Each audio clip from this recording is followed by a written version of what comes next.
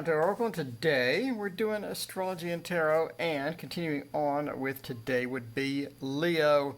What is Leo? Well, Leo is a very forward, friendly, promotional type sign, just in a very vague and general way.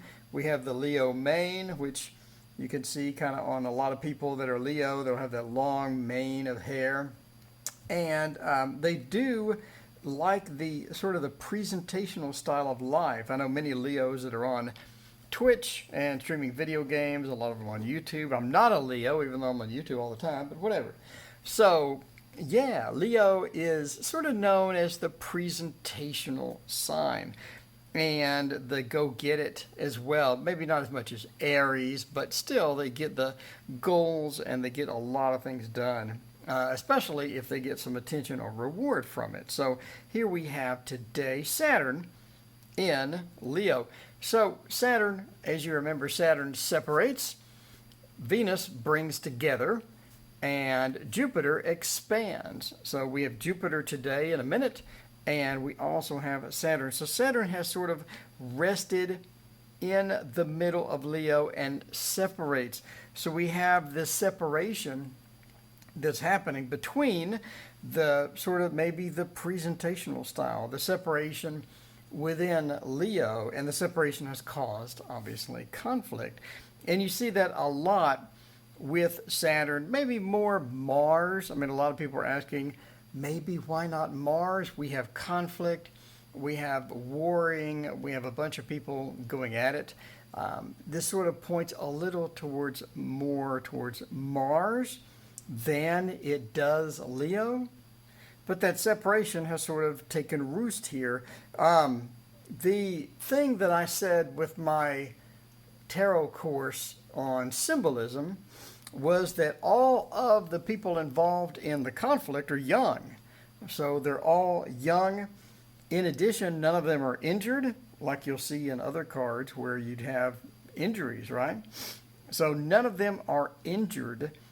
And it's all young people, and some of them look like they're actually having kind of fun, right? So it looks more like a sparring than it does an actual all-out war, in my opinion.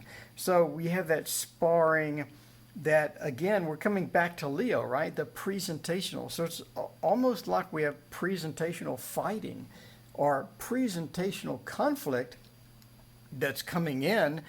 And over here, again, no serious injuries, no battle gear like armor, no big weapons, real swords or weapons or anything like that. So it looked like just a playtime kind of thing, and our sparring sort of fun thing. And again, that sort of brings us back to Leo. So Leo is a presentational sign, and Saturn is separating it. In other words, we're still doing a presentational, but it's more of a conflict. So you still do have a conflict. Maybe it's a conflict of attention. Maybe this person wants attention, that person wants attention, and they're sort of conflicting or sparring. They want to be on top type thing. So again, if it was an all-out war, again, you would expect to see Mars instead of Saturn, but we do see Saturn. And for me, in this particular card, again, it more points to sort of a play style and a presentational type fighting than an actual combat. So that's just my opinion on how to interpret the cards and how to interpret is Saturn within Leo. And now we're to the Six of Wands, or victory. So you remember Jupiter expands. So Saturn separates, Venus brings together, and Jupiter expands. And now we are fresh on the heels of Jupiter. So Jupiter within Leo, what are we talking about? Maybe we're talking about a grand presentation. Not a normal presentation, not something that we can just sort of dismiss or sort of go, oh, you know, that's kind of nice, but more of a grand, expanded presentational style here as we have a victory. So not only do you have a victory, or did you achieve some type of victory, but you are definitely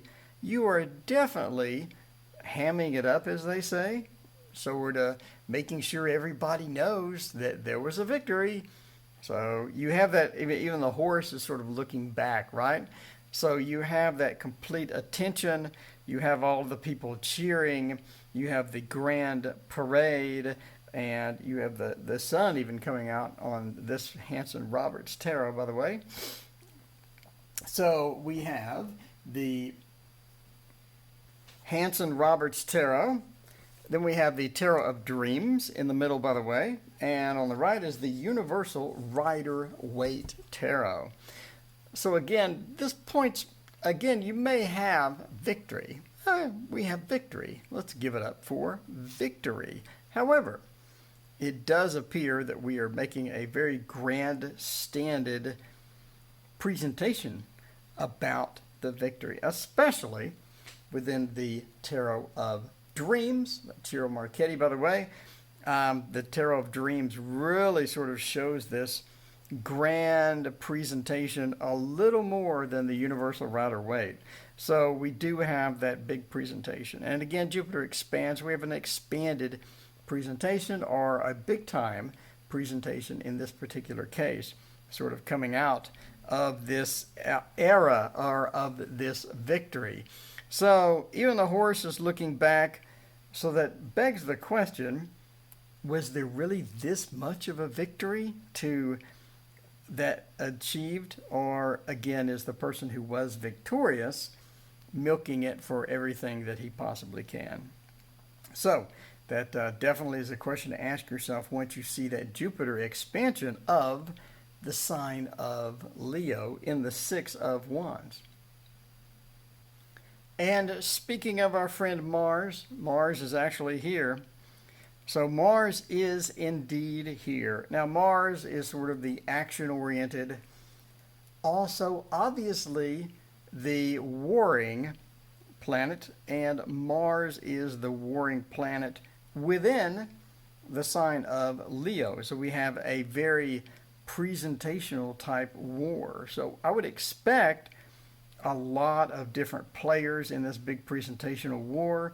You would expect a lot of variety within, what's going on. And it sort of disappoints in this particular aspect, in my opinion. You do have a real war going on, as I pointed out, with Mars. So we have a war, but it's a presentational thing. And you sort of see this within the Rider-Waite because he's on this big hill. So he's at the top of a hill. He's very focused. It's a very big presentation as far as warring goes. So you would expect this from the card, right? From Mars being within Leo. And again, here you have that as well with the glowing staff and being extremely defensive and all of these other things. So again, you do have that Mars sort of coming in and more action as well, right? In Victory, the previous card, you didn't really see what happened to cause the victory. You didn't see the battle. And in a bunch of these cards, you'll see an actual battle, right? You'll see people dead, scattered bodies, and things like that. So you don't see that within this card because it's still going on.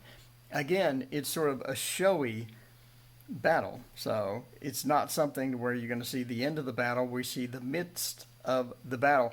But in Victory, the previous card, we see the expansion of, the end of the battle. So it's interesting that in neither card do you see carnage or do you see things like that. It almost seems like because we're in Leo, they want to represent the battle as being ongoing. And you see that in the first card, right? We have an ongoing battle. It's extremely important, etc., etc. So that theme continues across Leo, and especially with this card, with the big presentational war that's going on with a lot of different people attacking this one person. So is he victorious? Will this become the Six of Wands? We don't know. But it's interesting to see what happens when Mars lands dead center within Leo in the Seven of Wands. And lastly, not all books agree on which court cards are assigned to what sign, but we are using the previous standard that we were doing before, where the Queen is within Leo. So we have the Queen of Wands with Leo. And you see this sort of as this showy, but not as much as others, right? So we have to sort of question some of the other queens and kings. For example, that is quite a showy king and a queen, right? If you compare it with this, that's quite a showy, in other words, has more going on, has a lot more activity within it. So you kind of got a question as far as the Leo aspects. We don't see the Leo mane. You'd expect to see a big Leo mane of hair on her or something like that.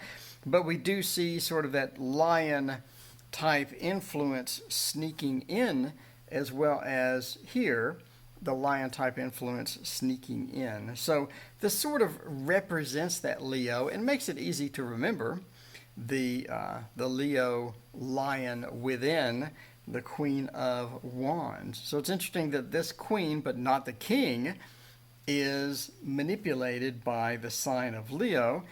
And again, you're sort of reminded by, and it's easy to remember with the symbology on the actual card. So Leo, the presentational, we have a presentational type queen showing the flower, showing the thing, and you have the cat sort of just hanging out with her at this point, right? So interesting Queen of Wands, and that is the conclusion to the sign of Leo within the particular cards that we have.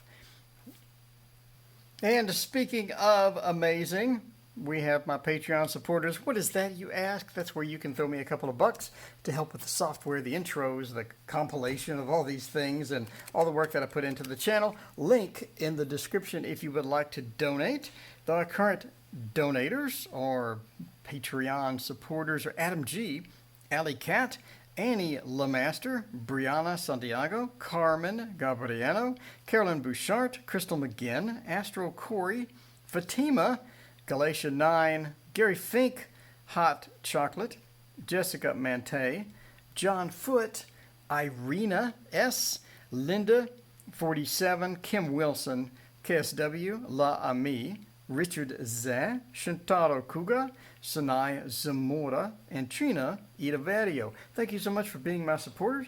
And as always, please hit like and subscribe, get more traffic to the channel, and we can be like a big community and hang out and talk tarot and see tarot news and learn about astrology and tarot and all that good stuff. So thank you so much for watching.